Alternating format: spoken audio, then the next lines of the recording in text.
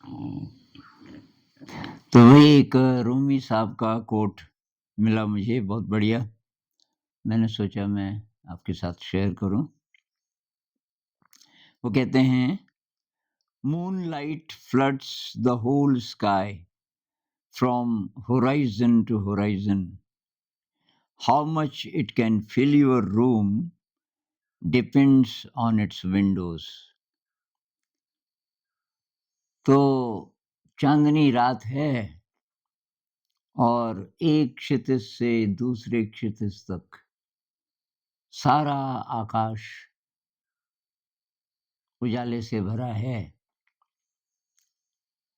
आप अपने कमरे में बैठे हैं, आपके कमरे में कितनी चाँदनी आएगी, चाँद का कितना प्रकाश आएगा, ये डिपेंड करता है आपकी खिड़कियों पे। कमरे में खिड़कियाँ तो हैं लेकिन बंद हैं, तो चाँद की रोशनी अंदर कैसे आएगी? अंदर अंधेरा है। आपने चाँद कभी देखा नहीं। अब कोई आपसे कहता है कि भई क्या सुंदर चाँदनी रात है, और आप कहते हैं कहाँ है? अंधेरा है। तो क्या मतलब है?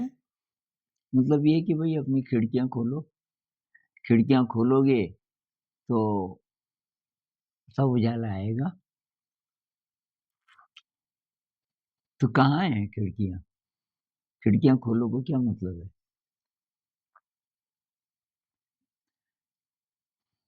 कुछ-कुछ ऐसा डेविड बोम भी बोलते हैं कि हमारा जो ब्रेन है, या हम अपनी भाषा में कहें तो जो आई है, मैं है, अहंकार है, उसने ढक दिया।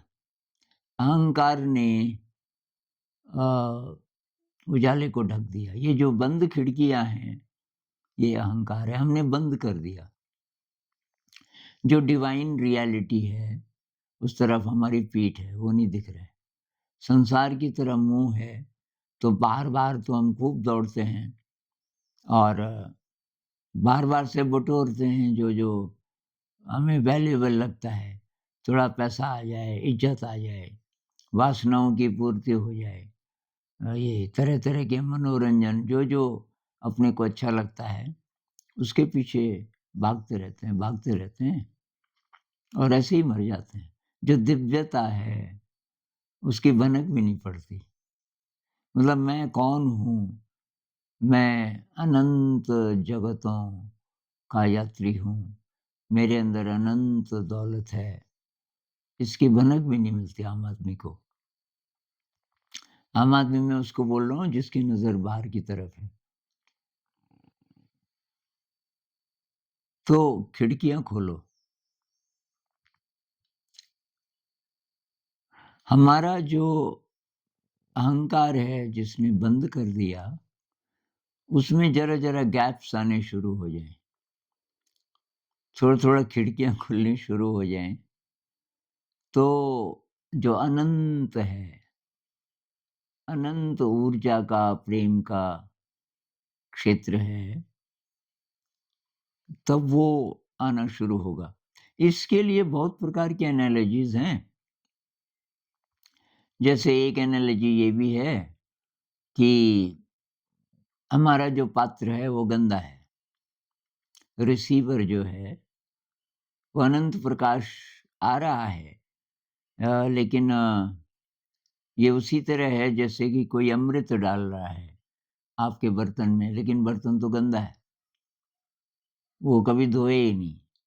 उसमें जूठन है पता नहीं कब-कब की। तो उसमें ये जो अमृत जो आया, नया आ ही रहा है, ये टपक रही हैं इसकी बूँदें, वो अमृत हमें उस गंदगी में शामिल होके अमृत नहीं रहेगा, वो ज़हरीला ही हो जाएगा। तो हमें अपना पात्र साफ़ करना पड़ेगा। उसी के लिए ये सारी बातें हैं। किसी को तुरंत समझ आ जाती हैं ये बातें, किसी को ज़िंदगी भर भी शायद समझ ना आएँ। मेडिटेशन है, ये निस्वार्थ सेवा है, देने का भाव है। गुमनाम रह के दूसरों की सेवा करना। एक ये भी है ना, नेकी कर कुएँ में डाल।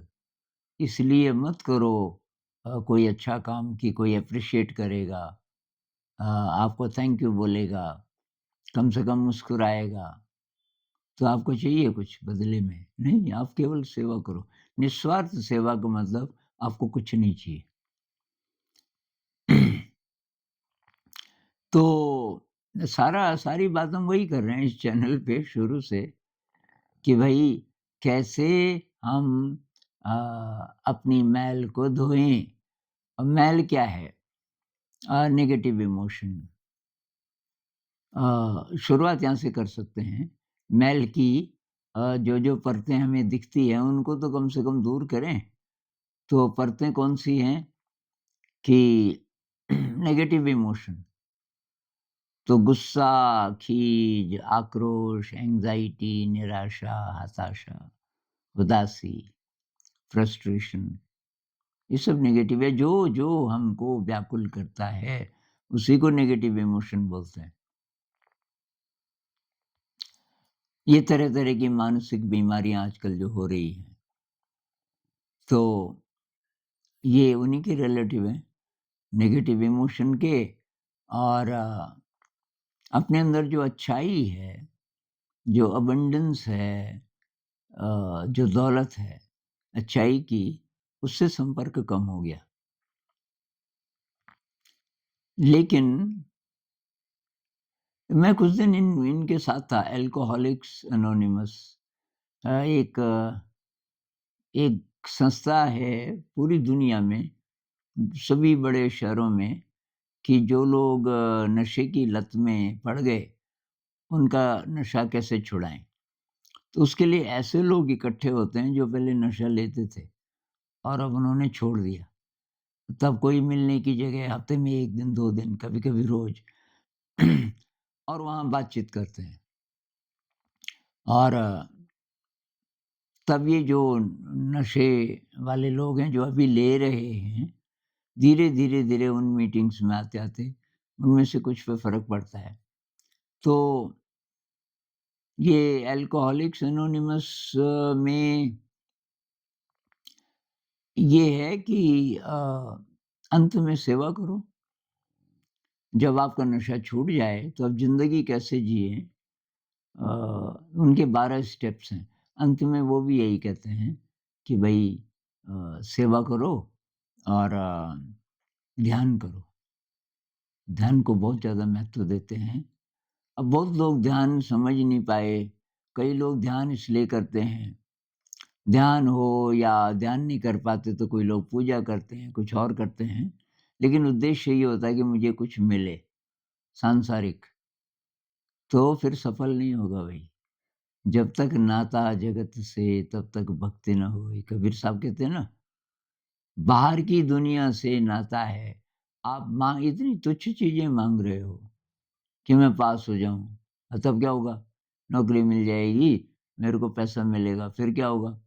भई जिनको पैसा मिल रहा है और दुखी हैं, तो उसी तरफ तुम भी तो जा रहे हो। कुछ नहीं मिलेगा इससे। कोई भी वो चीज़ नहीं मिलेगी जिससे सचमुच तृप्ति का एहसास होता है। तो वो उसी तरह देखो उसको कि भई ये काम-चलाऊ चीज़ें हैं। लेकिन जो आप साधना कर रहे हो, वो तो खिड़कियाँ खोलने के लिए कर रहे हो। ये जो रूमी साहब बोलते हैं ना, कि खिड़कियाँ खोलो अपनी, तब चाँदनी अंदर आएगी। तो खिड़कियाँ खोलने का यही तरीका है। मेडिटेशन करो और आपकी नज़र अंदर की ओर होनी चाहिए हर समय। अब ये बात उसी को समझ आ सकती है जिसका थोड़ा बहुत अभ्यास होगा ध्यान का, कि अंदर की ओर का क्या मतलब है। चलो अगर ये समझ नहीं आता तो अच्छी क्वालिटीज़, अच्छी जो हमारे अंदर क्वालिटीज़ हैं, उनको हम विकसित करें। जिसमें प्रेम है, करुणा है, विनम्रता है, कृतज्ञता। आप केवल कृतज्ञता से शुरू कर लो कि भाई आई एम ग्रेटफुल। हर एक दिन सुबह उठ के जो आपके पास है, आज ज़िंदा हो ना, आई एम ग्रेटफुल कि मुझे ये ब्रह्मांड की सारी शक्तियों ने ज़िंदा रखा हुआ है। ऑक्सीजन नहीं मिलती, ज़िंदा नहीं रह सकता था। कोई असाध्य बीमारी लग जाती, एक्सीडेंट हो जाता, मकान पे बम गिर जाता, जैसे यूक्रेन में कई बार कई लोगों के साथ हुआ होगा। मैं सेफ हूँ, तो बी ग्रेटफुल। आज के दिन मेरे पास खाना है, भूखे तो नहीं रहोगे ना आज, तो बी ग्रेटफुल। आज के दिन कोई प्रॉब्लम नहीं है बड़ी। और इससे भी थोड़ा एडवांस्ड, आज के दिन मेरे पास सेवा का अवसर है।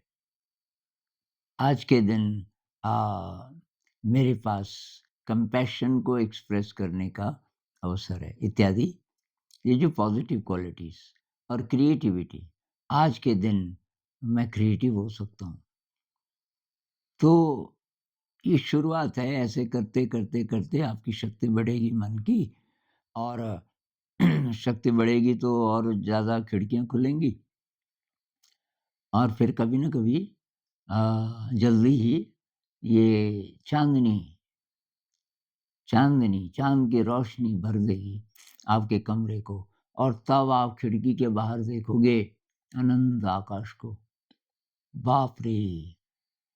ऐसी है दुनिया। मैं सोचता था कि दुनिया इतनी है, मेरी छत है, मेरी दीवारें हैं, ये जो बक्सा है कमरे का, बस यही है जो कुछ है। और खिड़कियाँ डर के कारण मैं बंद रखता था, और खतरा है, पता नहीं बाहर से कौन आ जाए, ये सब बंद रखो। अब पता चला बाहर तो अनंत आकाश है, बाहर तो ग्रेस ऑफ गॉड, चाँदनी का वही मतलब होगा ना कि ये डिवाइन जो लाइट है, वो है चारों तरफ, जो ज़रा-सी छू जाए तो जन्मों की मैल धुल जाए। लेकिन वो तभी अंदर आएगी जब खिड़कियाँ खुलेंगी। तो वही इसके लिए कोशिश करनी है, खिड़कियाँ खुलें, इसके लिए रोज़ ध्यान का अभ्यास कीजिए।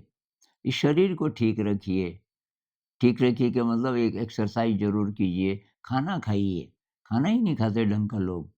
ये प्रोसेस्ड ये नूडल्स और ये क्या-क्या है आजकल डिब्बों में बंद, ये सब छोड़िए। ट्रेडिशनल भोजन जो है ना, रोटी, सब्ज़ी, दाल, भात, इडली, डोसा इत्यादि, वो जो ट्रेडिशनल है वो अच्छा है। मैदा छोड़ के आटे का इस्तेमाल कीजिए। और आप तो अब इंटेलिजेंट हैं, पढ़े लिखे हैं, थोड़ा रिसर्च करेंगे तो और चीज़ें भी मिलेंगी, जैसे स्प्राउट कर लो, स्प्राउटेड मूँग पे मैंने एक वीडियो बनाया था। और हरी सब्जियाँ, ताज़ी सब्जियाँ खाओ। ये पैकेट वाला दूध मत पियो। दूध अगर आप पीते हो तो पता करो, कोई अपनी गाय-भैंस पालता होगा, शहर से थोड़ा बाहर, थोड़ा देहात की तरफ कहीं न कहीं आपको मिलेगा। और जो लोग वीगन हैं, तो वही डाइट बैलेंस्ड होनी चाहिए आपकी। कई वीगन लोग क्या करते हैं, फिर कुछ साल के बाद ये छोड़ देते हैं वीगनिज़्म, और कोई-कोई तो मीट भी खाना शुरू कर देते हैं, क्योंकि हेल्थ इश्यूज़ हो जाते हैं मैल न्यूट्रिशन के कारण। तो ये बाज़ार में ये कई चीज़ें वीगन वालों के लिए मिलती हैं, उनमें पता करो कुछ है भी कि नहीं न्यूट्रिशन। तो ये बहुत ज़रूरी है कि आप स्प्राउट ऐसी चीज़ों पे ध्यान दें। तो डाइट हो गई, एक्सरसाइज़ हो गई, और ये कुछ ऐसे काम करो जैसे निस्वार्थ सेवा वाला, ग्रैटिट्यूड का अभ्यास करो, विनम्रता का अभ्यास करो, ब्रह्मचर्य का अभ्यास करो, ये बहुत वीक है जवान लोगों का। मैं केवल उनके लिए नहीं बोल रहा हूँ जो कि जिनकी शादी नहीं हुई, शादीशुदा लोगों के लिए भी ब्रह्मचर्य में आप रह सकते हैं ज़्यादा से ज़्यादा। और तो ये सब कीजिए, खिड़कियाँ खोलिए, और ये जो चाँदनी है उसको अंदर आने दीजिए। अच्छा, नमस्कार।